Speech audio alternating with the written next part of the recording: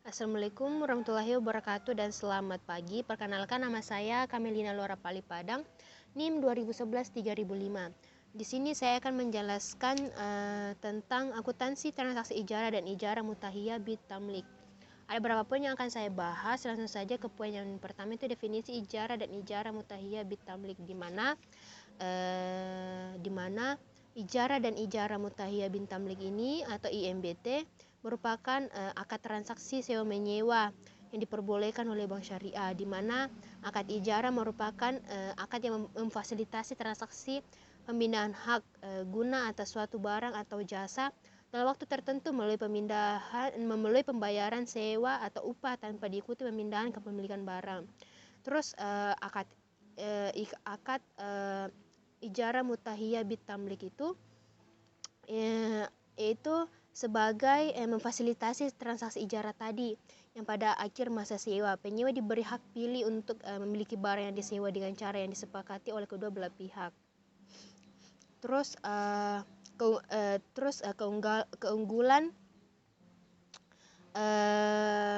keunggulan transaksi ijarah ini dengan transaksi yang lain, yaitu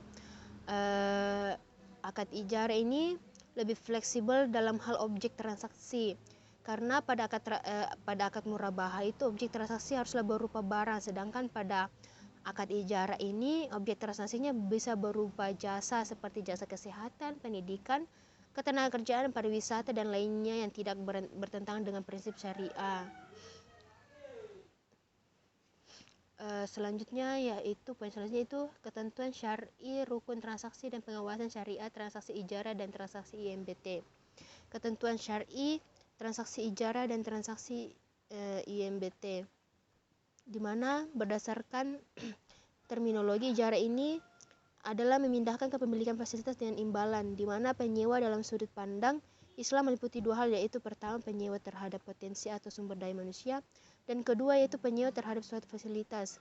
Penyewa terhadap potensi manusia ini misalnya adalah menyewa seseorang untuk membantu pekerjaan dalam waktu tertentu atau untuk menyelesaikan suatu pekerjaan tertentu. Adapun penyewa untuk fasilitas antara lain itu penyewa tempat tinggal, tanah, atau mobil angkutan. Ketentuan syar'i ini diatur dalam fatwa DSN nomor 09 tahun 2000. Adapun ketentuan syar'i transaksi ijarah untuk penggunaan jasa diatur dalam fatwa DSN nomor 44 tahun 2004, dan ketentuan syar'i IMBT diatur dalam fatwa DSN nomor 27 tahun 2000. Selanjutnya itu rukun transaksinya, yaitu yang pertama transaktor, meliputi penyewa dan pemberi sewa. Yang kedua itu objek ijarah, meliputi fasilitas dan uang sewa. Dan ketiga itu ijab dan kabul, yang menunjukkan serah terima baik berupa ucapan ataupun perbuatan. Sedangkan rukun transaksi ijarah untuk pembiayaan multi jasa, yaitu pembiayaan multi jasa ini hukumnya boleh dengan menggunakan akad ijarah atau kafalah. Dalam hal LKS menggunakan akad ijarah, maka harus mengikuti semua ketentuan yang ada pada fatwa ijarah. Dalam kedua pembiayaan multi jasa tersebut, LKS dapat memperoleh imbalan jasa atau fee. Besar ujrah atau fee ini harus disepakati di awal dan dinyatakan dalam bentuk nominal, bukan dalam bentuk persentase. Sedangkan rukun transaksi IMBT itu berdasarkan fatwa DSN nomor 27 tahun 2000 disebutkan bahwa pihak yang melakukan transaksi IMBT ini harus melaksanakan akad ijarah terlebih dahulu. Dengan demikian pada akad IMBT juga berlaku semua rukun dan syarat-syarat transaksi ijarah.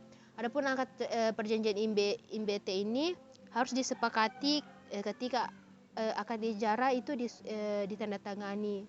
Selanjutnya pelaksanaan akad pemindahan kepemilikan itu baik dengan jual beli atau pemberian jasa dapat dilakukan setelah masa ijarah selesai. Selanjutnya yaitu pengawasan syar'i transaksi ijarah dan IMBT. Ada beberapa pengawasannya, yaitu yang pertama memastikan penyaluran dana berdasarkan prinsip ijarah tidak dipergunakan untuk kegiatan yang bertentangan dengan prinsip syariah. Yang kedua yaitu Memastikan bahwa akad pengalihan kepemilikan dalam IMBT ini dilakukan setelah akad ijarah selesai. Dan dalam akad ijarah ini, janji untuk pengalihan kepemilikan harus dilakukan pada saat berakhirnya akad ijarah. Yang ketiga itu meneliti pembiayaan berdasarkan prinsip ijarah untuk multijasa menggunakan perizinan sebagaimana diatur dalam fatwa berlaku tentang multijasa dan ketentuan lainnya, antara lain ketentuan standar akad. Yang terakhir yaitu memastikan besar ujrah atau fee multijasa dengan menggunakan akad ijarah telah disepakati di awal dan dinyatakan dalam bentuk nominal, bukan dalam bentuk persentase. Selanjutnya yaitu alur transaksi ijarah dan IMBT, yaitu pertama, nasabah mengajukan permohonan ijarah dengan mengisi formulir permohonan. Yang kedua itu sebagai difatwakan oleh DSN, sebagaimana yang telah difatwakan oleh DSN, bank selanjutnya menyediakan objek sewa yang akan digunakan oleh kepada nasabah. Bank dapat mewakili kepada nasabah untuk mencarikan barang atau jasa yang akan disewa nasabah untuk selanjutnya dibeli atau dibayar oleh bank syariah. Yang ketiga yaitu nasabah menggunakan barang atau jasa yang disewakan itu sebagaimana yang telah disepakati dalam kontrak. Selanjutnya nasabah penyewa membayar fee sewa kepada bank syariah sesuai dengan kesepakatan akad sewa. Yang terakhir yaitu pada transaksi IMBT setelah masa ijarah selesai, bank sebagai pemilik barang dapat melakukan pengalihan hak milik kepada penyewa. Ketentuan akuntansi untuk transaksi ijarah ini diatur dalam PSAK nomor 107 yang berlaku untuk penyusunan dan penyajian laporan keuangan mulai pada atau setelah tanggal 1 Januari 2009. Poin selanjutnya yaitu penyajian dan pengungkapan transaksi ijarah atas aset berwujud.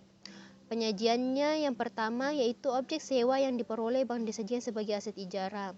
Yang kedua, akumulasi penyusutan dan cadangan kerugian penurunan nilai dari aset ijarah ini disajikan sebagai pos lawan aset ijarah. Yang ketiga, porsi pokok atas pendapatan sewa yang belum dibayar disajikan sebagai piutang sewa.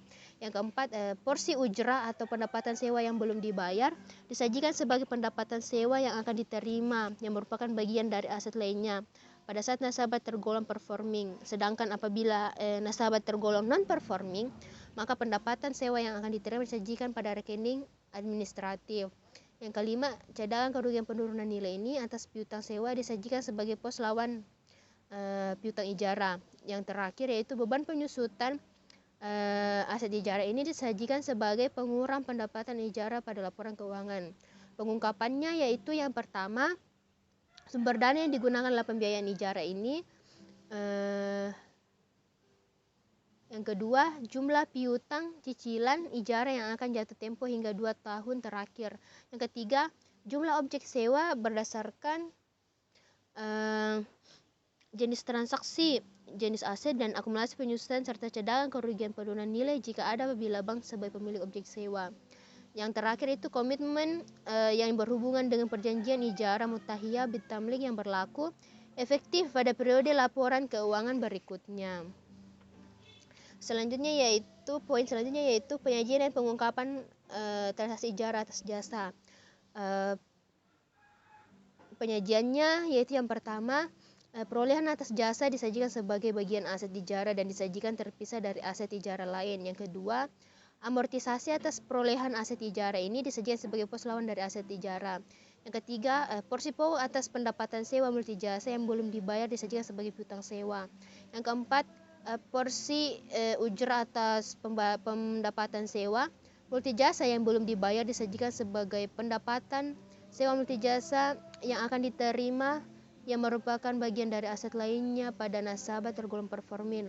Sedangkan apabila nasabah tergolong non-performing, maka pendapatan sewa multijasa ini yang akan diterima disajikan pada rekening administratif. Yang kelima, cadangan kerugian penurunan nilai atas piutang sewa disajikan sebagai pos lawan piutang sewa. Yang keenam, beban amortisasi aset ijarah disajikan sebagai pengurang pendapatan ijarah pada laporan laba rugi. Pengungkapannya yaitu yang pertama, sumber dana yang digunakan dalam pembiayaan ijarah. Yang kedua, rincian perolehan atas jasa berdasarkan jenis. Yang ketiga, jumlah piutang cicilan ijarah yang akan jatuh tempo hingga 2 tahun terakhir. Yang terakhir yaitu transaksi dan saldo dengan pihak-pihak yang berelasi. Demikianlah penjelasan saya dari materi akuntansi transaksi ijara dan ijara mutihiyah bitamlik. Sekian dari saya. Jika ada salah kata mohon dimaafkan. Assalamualaikum warahmatullahi wabarakatuh dan selamat pagi.